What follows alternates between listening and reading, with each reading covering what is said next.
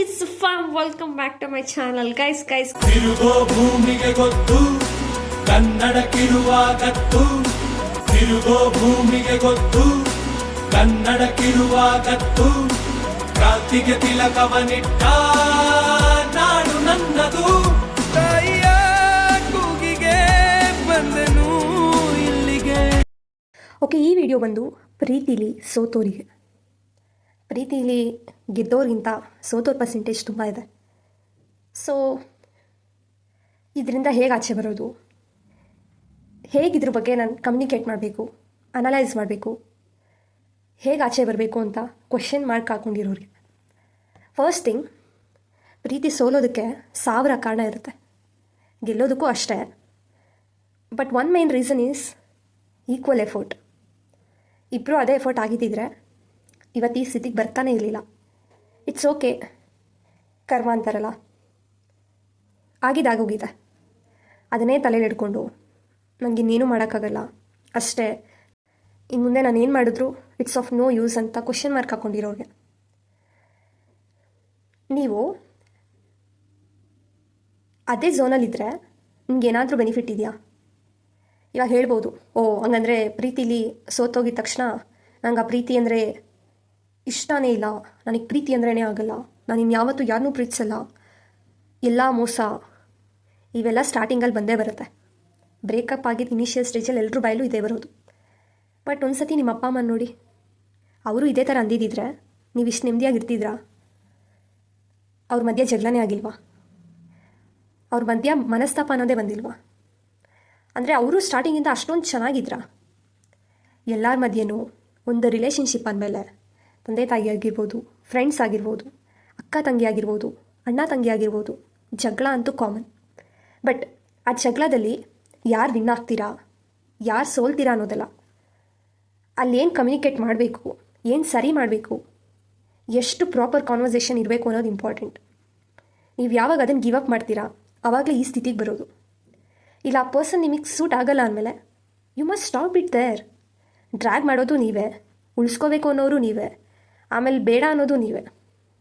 Okay, everything happened, ಎಲ್ಲ ಮುಗ್ದೋಗಿದೆ.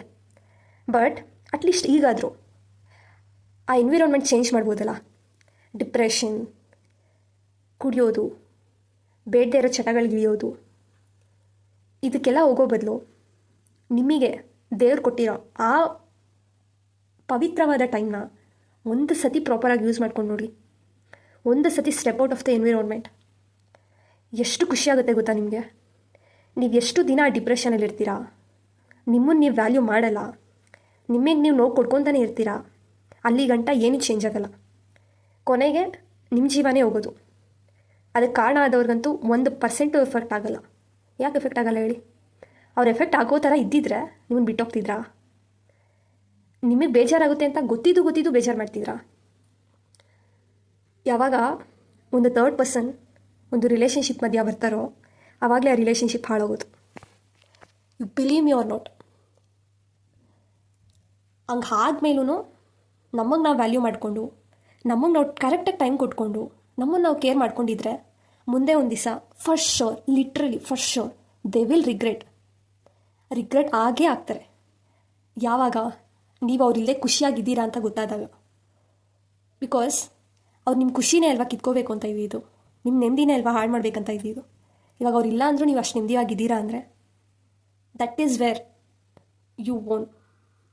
So at least ಈಗಾದರೂ ನಿಮಗೆ ನೀವು ಟೈಮ್ ಕೊಟ್ಕೊಳ್ಳಿ, ಪ್ರಾಪರಾಗಿ ಜರ್ನಲಿಂಗ್ ಮಾಡಿ, ಏನೇನಾಯಿತು, ಮುಂದೆ ಏನೇನು ಮಾಡಬೇಕು, ಇನ್ನು ಮುಂದೆ ಆದರೂ ನಾನು ಎಷ್ಟು ನೆಮ್ಮದಿಯಾಗಿರ್ಬೋದು, ಎಲ್ಲ ನಿಮ್ಮ ಕೈಯಲ್ಲೇ ಇರುತ್ತೆ. ನಿಮಗೆ ನೀವು ಟೈಮ್ ಕೊಟ್ಕೊಂಡ್ರೆ ಮಾತ್ರ ಇದೆಲ್ಲ ವರ್ಕ್ ಆಗೋದು. ಆ ಜರ್ನಲಿಂಗ್ ಮಾಡಬೇಕಾರೆ ಯಾರೋ ನೋಡ್ತಾರೆ ಅಥವಾ ಏನೋ ಬರಿಬೇಕಲ್ಲ ಅಂತ ಬರೆಯೋಕ್ಕೆ ಹೋಗ್ಬಾರ್ದು. ಏನಿದೆ ಮೈಂಡಲ್ಲಿ ಪೇಪರ್ ಮೇಲೆ ಹಾಕಿಬಿಡಬೇಕು. ಆವಾಗ ನಿಮಗೆ ಒಂದು ಕ್ಲಾರಿಟಿ ಬರುತ್ತೆ ನೀವು ಯಾವ ಸ್ಟೇಜಲ್ಲಿದ್ದೀರಾ ಅಂತ. ಆ್ಯಂಡ್ ದೆನ್ ನಿಮಗೆ ಗೊತ್ತು ನೀವೇನು ಮಾಡಿದ್ರೆ ಸರಿ ಹೋಗ್ತೀರಾ ಅಂತ. ಕೆಲವ್ರಿಗೆ ಫ್ರೆಂಡ್ಸ್ ಜೊತೆ ಆಚೆ ಹೋದರೆ ಸರಿ ಹೋಗ್ತಾರೆ, ಕೆಲವ್ರಿಗೆ ಏನಾದರೂ ಹೊಸ ಸ್ಕಿಲ್ ಕಲಿತ್ರೆ ಸರಿ ಹೋಗ್ತಾರೆ, ಇನ್ನು ಕೆಲವ್ರಿಗೆ ಟೆಂಪಲ್ಸ್ ವಿಸಿಟ್ ಮಾಡಿದ್ರೆ ಸರಿ ಹೋಗ್ತಾರೆ, ಇನ್ನು ಕೆಲವ್ರಿಗೆ ಆ ಎನ್ವಿರಾನ್ಮೆಂಟಿಂದ ಮನೇಲೇ ಇರೋದು, ಅಥವಾ ಎಷ್ಟೋ ಜನಕ್ಕೆ ಆಫೀಸ್ಗೆ ಹೋದ್ರು, ಫ್ರೆಂಡ್ಸ್ ಜೊತೆ ಆಚೆ ಹೋದ್ರು, ದೇವಸ್ಥಾನಕ್ಕೆ ಹೋದ್ರು ಈ ಡಿಪ್ರೆಷನಿಂದ ಆಚೆ ಬಂದಿರಲ್ಲ.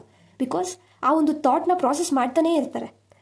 ನಾನು ಕಳ್ಕೊಂಬಿಟ್ಟೆ, ನನ್ನ ಲೈಫ್ ಇಷ್ಟೇ ಐ ಆಮ್ ಯೂಸ್ಲೆಸ್. ನೀವು ಯಾವಾಗ ನಿಮ್ಮನ್ನು ನೀವನ್ನ ಡಿಸ್ರೆಸ್ಪೆಕ್ಟ್ ಮಾಡ್ಕೊತೀರಲ್ಲ, ಅವತ್ತಿಂದನೇ ನೀವು ಡಿಸ್ಟ್ರಾಯ್ ಆಗೋಕ್ಕೆ ಸ್ಟಾರ್ಟ್ ಆಗೋದು. So value your self. ತುಂಬ ಜನ ತುಂಬ ಮಾತಾಡ್ತಾರೆ. ಈ ಒಂದು ಲೈನ್ನ ನೀವು ಟಾಪ್ಸ್ಕೊಂಡ್ಬಿಡಿ. ನಮ್ಮ ಕನ್ನಡದಲ್ಲಿ ಒಂದು ಸಾಂಗ್ ಇದೆ, ಕಷ್ಟಕ್ಕಿಲ್ಲ ನಷ್ಟಕ್ಕಿಲ್ಲ ಬೇಕಾದಾಗ ಜೊತೆಗಿಲ್ಲ. ಇಂಥವ್ರ ಅಭಿಪ್ರಾಯ ಕಟ್ಕೊಂಡು ಏನು ಮಾಡ್ತೀಯ? ಈ ಲೈನ್ನ ಒಂದು ಸತಿ ನಿಮ್ಮ ಲೈಫಲ್ಲಿ ಅಪ್ಲೈ ಮಾಡ್ಕೊಂಬಿಡಿ.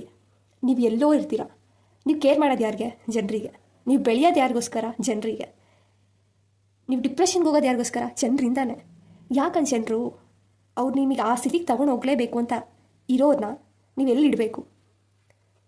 ಫಸ್ಟ್ ಯೋಚನೆ ಮಾಡಿ ಅದ್ರ ಬಗ್ಗೆ. And then start prioritising. ನಿಮ್ಗೆ ಎಷ್ಟೋ ಒಳ್ಳೊಳ್ಳೆ ಸ್ಕಿಲ್ಸ್ ಇರುತ್ತೆ. ಓಕೆ, ನಾನು ಓದಬೇಕು ಅನಿಸುತ್ತೆ. ಎಷ್ಟೋ ಜನಕ್ಕೆ ಓದೋದು ಇಂಟ್ರೆಸ್ಟ್ ಇರುತ್ತೆ. ಓದಿ. ಒಂದು ಸ್ಕಿಲ್ ಇದೆ ಅಂದರೆ ಅದನ್ನು ಅಪ್ಸ್ಕಿಲ್ ಮಾಡ್ಕೋಬೇಕು. ಆವಾಗಲೇ ನಾವೊಂದು ಡೆಸ್ಟಿನೇಷನ್ನ ರೀಚ್ ಆಗೋಕ್ಕಾಗೋದು. ಜಸ್ಟ್ ನಾಟ್ ಲೈಕ್ ಓಕೆ ನನಗೇನೋ ಇದೊಂದೇನೋ ಒಂಥರ ಸ್ಕಿಲ್ ಇದೆ, ಓಕೆ ನಾನೇನೋ ಒಂದು ಆರ್ಟಿಸ್ಟ್ ಆಗಬೇಕು, ಇಲ್ಲ ನಾನೇನೋ ಒಬ್ಬ ಡ್ಯಾನ್ಸರ್ ಆಗಬೇಕು, ಇಲ್ಲ ಹೀಗಿರಬೇಕು ಹಾಗಿರಬೇಕು ಅಂತ ಕನಸು ಕಟ್ಕೊತೀರಾ, ಫೈನ್. ಬಟ್ ಅದಕ್ಕೆ ಕನ್ಸಿಸ್ಟೆಂಟ್ ಎಫರ್ಟ್ ಇರಬೇಕು. Just for sake of proving someone ಅಲ್ಲ, you should not grow. Even ಇದನ್ನೂ ಜ್ಞಾಪಕ ಇಟ್ಕೊಳ್ಳಿ. ನೀವು ಅವ್ರಿಗೆ ಉರಿಸಲೇಬೇಕು, ಬೆಳೀಲೇಬೇಕು ಅಂತ ಯಾವತ್ತೂ ಬೆಳೆಯೋಕೆ ಹೋಗ್ಬಿಡಿ. ನೀವು ನೆಮ್ಮದಿಯಾಗಿರಬೇಕು. ಎದ್ದೋಳಿದ್ರ ಸ್ಟಾರ್ಟಿಂಗಲ್ಲಿ ಫಸ್ಟ್ ಎದ್ದೋಳಿ. ಬೆಳಗ್ಗೆ ಬೇಗ ಎದ್ದೊಳಕ್ಕೆ ಸ್ಟಾರ್ಟ್ ಮಾಡಿ. Try to wake up from 6. ಸ್ಟಾರ್ಟಿಂಗಲ್ಲಿ 6ಗೆ ಎದ್ದೋಳಿ. ದೇವರಿಗೆ ಒಂದು ನಮಸ್ಕಾರ ಮಾಡಿ. ಓಕೆ, ಥ್ಯಾಂಕ್ ಯು ದೇವರೇ, ಇವತ್ತೊಂದು ಡೇ ಕೊಟ್ಟಿದ್ಯಾ ನನಗೆ ಅಂತ. ದೆನ್ ಪ್ರಾಪರಾಗಿ ಒಂದು ಸ್ಕೆಡ್ಯೂಲ್ ಪ್ರಿಪೇರ್ ಮಾಡ್ಕೊಳ್ಳಿ. ಏನೋ ಮಾಡಬೇಕು ಅಲ್ಲ, ಜಸ್ಟ್ ನೀವು ನೆಮ್ಮದಿಯಾಗಿರಬೇಕು. ನಿಮ್ಮ ಥಾಟ್ಸ್ನ, ನಿಮ್ಮ ಮೈಂಡ್ಸೆಟ್ನ ಕಂಟ್ರೋಲಿಗೆ ತೊಗೊಬರ್ಬೇಕು. ಸ್ಟಾರ್ಟಿಂಗಲ್ಲಿ ಹಿಂಗೆ ಸ್ಟಾರ್ಟ್ ಮಾಡಿ. ಆಮೇಲೆ ನಿಮಗೆ ಇಷ್ಟ ಆಗುತ್ತೆ, ನಿಮಗೆ ನೀವು ವ್ಯಾಲ್ಯೂ ಮಾಡೋಕ್ಕೆ ಸ್ಟಾರ್ಟ್ ಮಾಡ್ತೀರಾ. ಎಲ್ಲನೂ ಒಂದೇ ಸತಿ ಏನೂ ಆಗಲ್ಲ. ಎಫರ್ಟ್, ಟೈಮ್, ಕನ್ಸಿಸ್ಟೆನ್ಸಿ ಒಂದಿನ ನಮಗೆ ಕರ್ಕೊಂಡು ಹೋಗುತ್ತೆ. ಬಟ್ ಅದು ಒಂದೇ ದಿನಕ್ಕಾಗಿರಬಾರ್ದು. Every day you must step out, you must do better than before. ಆಗಲೇ ನಿಮಗೆ ಆ ಚೇಂಜಸ್ ಗೊತ್ತಾಗೋದು. ಆವಾಗಲೇ ನಿಮಗೊಂದು ಕ್ಲಾರಿಟಿ ಬರೋದು. And do journaling every day. ಎಲ್ಲಿದ್ದೀರಾ, ಯಾವ ಸ್ಟೇಜಲ್ಲಿದ್ದೀರಾ, ಏನು ಮಾಡಬೇಕು. Stop thinking about the person who ruined your life. ಅದರಿಂದ 9% ಉಪಯೋಗ ಇಲ್ಲ. ಆ್ಯಂಡ್ ದೆನ್ ಇದಾದಮೇಲೆ ಇದರಿಂದ ಆಚೆ ಬಂದರೂ ಜನ ನಿಮ್ಮನ್ನು ಎಳಿತಾರೆ. ಓ, ಅವಳಿಗೆ ಮೋಸ ಮಾಡಿಬಿಟ್ಟ, ಅವಳಿಗೆ ಮೋಸ ಮಾಡಿಬಿಟ್ರು, ಇವಳು ಅವರಿಂದ ಮೋಸ ಆದರು. ಫಸ್ಟ್ ಆಫ್ ಆಲ್ ಅವರಿಗೆ ಆ ವಿಷಯ ಎಂತಕ್ಕೆ, ನೀವೇಂತ ಕೇರ್ ಮಾಡಬೇಕು ಅಂಥ ವರ್ಡ್ಸ್ನೆಲ್ಲ ನೀವೇಂತ ಕೇರ್ ಮಾಡಬೇಕು. ನೀವು ಯಾವಾಗ ನಿಮ್ಮನ್ನು ನೀವು ವ್ಯಾಲ್ಯೂ ಮಾಡ್ತೀರಲ್ಲ, you will just ignore it like anything. ಹೇಳಿದ್ನಲ್ಲ ಆಗಲೇ, ಆ ಲೈನ್ ಒಂದು ಅಪ್ಲೈ ಮಾಡ್ಕೊಬಿಡಿ. ನಿಮಗೆ ಕಷ್ಟಕ್ಕಾಗೋರು, ನಷ್ಟಕ್ಕಾಗೋರು ಯಾವತ್ತೂ ಅಂತ ಮಾತು ಆಡೋದೇ ಇಲ್ಲ. ಏ ಇಲ್ಲ, you can do this, you can do that, ಹಿಂಗೆ ಮಾಡು, ಆ ಥರ ಮಾಡು, ಈ ಥರ ಮಾಡು, ಅಲರ್ಟ್ ಆಗಿರು, ಯಾ ದೇವಿತ್ಯು ಅಂತಲೇ ಮಾತಾಡೋದು. ಅಂಥ ಜನದ ಮಧ್ಯೆ ಇರಿ. Just step out of that environment ಅಲ್ಲ. ಎಷ್ಟು ದಿನ, ಹೌ ಮೆನಿ ಡೇಸ್ ಸ್ಟಿಲ್ ನೀವು ನೆಮ್ಮದಿಯಾಗಿಲ್ಲ ಅಂದರೆ ಆ ಲೈಫ್ ಎಂತಕ್ಕೆ? ಆವಾಗಲೇ ಈ ಸೂಸೈಡ್ಸ್ ಅಂತ ಹೋಗೋದು. ಆ ಸ್ಟೇಟಿಗೆ ಎಂತಕ್ಕೆ ತೊಗೊಂಡು ಹೋಗ್ತೀರಾ? ಸರಿ, ನೀವು ಮಾಡಿಕೊಂಡ್ರೆ ಏನಾದರೂ ಯೂಸ್ ಇದೆಯಾ? ಅವರಂತೂ ರಿಗ್ರೆಟ್ ಅಂತೂ ಆಗಲ್ಲ. ರಿಗ್ರೆಟ್ ಆಗೋರೇ ಆಗಿದ್ದಿದ್ರೆ ಅವ್ರು ನೀವು ಇನ್ಯಾವತ್ತೂ ಬಿಟ್ಟು ಹೋಗ್ತಾ ಇರಲಿಲ್ಲ. ರಿಗ್ರೆಟ್ ಆಗ್ತಾ ಇಲ್ಲ ಅಂದರೆ why you want to regret? Just prioritise. ನಿಮ್ಮನ್ನು ನೀವು ಪ್ರಿಯಾರಿಟೈಸ್ ಮಾಡಿ, ನಿಮ್ಮನ್ನು ನೀವು ವ್ಯಾಲ್ಯೂ ಮಾಡಿ. ಆವಾಗಲೇ ನೀವು, ನಿಮ್ಮ ನೆಮ್ಮದಿ, ನಿಮ್ಮ ಖುಷಿ ಎಲ್ಲನೂ ಸ್ಟಾರ್ಟ್ ಆಗೋದು. ಇದು ಬರೀ ಪ್ರೀತಿ ಸೋತೋರಿಗೆ ಅಲ್ಲ. ಈವನ್ ಎಷ್ಟೋ ಜನ ಎಷ್ಟೋ ವಿಷಯಕ್ಕೆ ಡಿಪ್ರೆಷನ್ಗೆ ಹೋಗಿರ್ತೀರ. Just step out of that environment. ಏನು ಮಾಡಬೇಕು ಅಂತ ಯೋಚನೆ ಮಾಡಿ. ಏನೂ ಮಾಡೋಕ್ಕಾಗ್ತಾಯಿಲ್ವಾ? ಜಸ್ಟ್ ಯಾವುದಾದ್ರೂ ಒಂದು ಒಳ್ಳೆಯ ಪುಸ್ತಕ ತೊಗೊಂಡು ಓದಿ. ನಿಮಗೆ ಗೊತ್ತಿಲ್ಲ ಅದರಲ್ಲಿ ಇರೋವಂಥ ಪವರ್ ಎಷ್ಟು ಎನ್ರಿಚ್ ಆಗುತ್ತೆ ನಿಮ್ಮ mind when you stay in that environment ಅಲ್ಲ. ಆ್ಯಂಡ್ ಸ್ಪೆಷಲಿ ಈ ಡಿಪ್ರೆಷನ್ ಲೆವೆಲ್ಗೆ ಹೋಗೋಕ್ಕೆ ಒಂದೇ ರೀಸನ್ ಅಂದರೆ ಕೇಳಿದ್ದೇ ಕೇಳೋದು, ಯೋಚನೆ ಮಾಡಿದ್ದೇ ಮಾಡೋದು. ನೀವು ಇದನ್ನು ನಿಮ್ಮ ಸ್ಕಿಲ್ಸ್ ಬಗ್ಗೆ ಯೋಚನೆ ಮಾಡಿದ್ದೀರಿ, ಇವತ್ತು ಎಲ್ಲಿರ್ತಿದ್ರಿ ಗೊತ್ತಾ? No, you won't do that. ಓ, ಇವರು ಹಿಂಗೆಲ್ಲ ಮಾಡಿದ್ರು, ಅದನ್ನೇ ಎವ್ರಿ ಡೇ ಪ್ರಾಸೆಸ್ ಮಾಡೋದು. ಆಮೇಲೆ ಅದಕ್ಕೆ ರಿಲೇಟಬಲ್ ಅಂದರೆ ಡಿಪ್ರೆಸ್ಡ್ ಸಾಂಗ್ಸ್ ಕೇಳೋದು, ಬ್ರೇಕಪ್ ಸಾಂಗ್ಸ್ ಕೇಳೋದು, ಪ್ಯಾಥೋ ಸಾಂಗ್ಸ್ ಕೇಳೋದು. ಇದರಿಂದ ಏನು ಯೂಸ್ ಇದೆ? ನೀವು ಅದರಿಂದ ಅಂತೂ ಆಚೆ ಬರಲ್ಲ. ಅದು ಇನ್ನೂ ನಿಮ್ಮನ್ನು ಹೇಳ್ಕೊಂಡೇ ಹೋಗ್ತಾ ಇರುತ್ತೆ. Stop processing that. Start something new which can value. ನೀವು ಯಾವಾಗ ಸ್ಟೆಪ್ ತೊಗೊತೀರಾ? ಕೃಷ್ಣ ಒಂದು ಮಾತು ಹೇಳ್ತಾನೆ ಭಗವದ್ಗೀತೆಯಲ್ಲಿ, ಯಾರು ಅವ್ರನ್ನ ಅವ್ರು ವ್ಯಾಲ್ಯೂ ಮಾಡ್ತಾರೋ ಅಂಥವ್ರಿಗೆ ನಾನು ಸಹಾಯ ಮಾಡ್ತೀನಿ ಅಂತ. So first value yourself, then start, then tell that ದೇವರಿದ್ದಾನೆ, ದೇವರಿಲ್ಲ, ನೀವೇ ಮಾತಾಡ್ತಿರಾಗ.